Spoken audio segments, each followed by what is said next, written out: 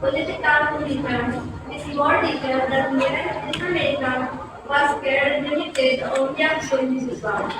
Historical accounts show that at all times, human conception of gender and sexuality has also changed.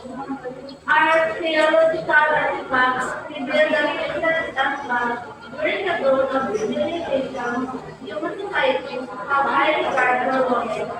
The concept of the divine feminine and the powerlessness of the woman to her ability and spirituality has prevailed in the women are treated equally with men. This makes societies egalitarian. Men and women have equal power and rules. However, human study of maternity, motherhood, role of the father in conception,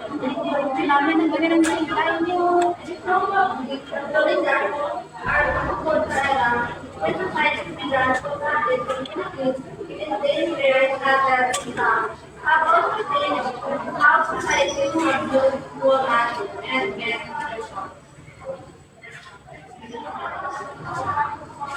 One introduction. For gender and sexuality.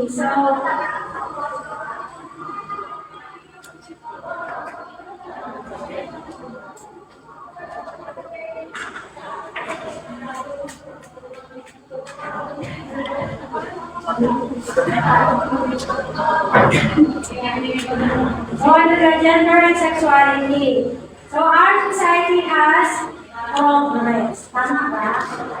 So in our gender and sexuality, we were able to know your physical and biological sex, right? So at birth, we define you as women kung mayroon ang putay at male kung mayroon ang usamang mundo. Okay.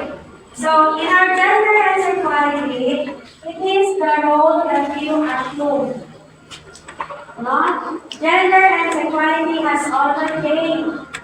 Archaeological artifacts reveal that in this time past, during the dawn of civilization, human societies have high regard for women. Tama ba? Sa doon pa naman ng women na tayo nilagay sila. Ha? Is it high regard or being low class? What do you mean, class?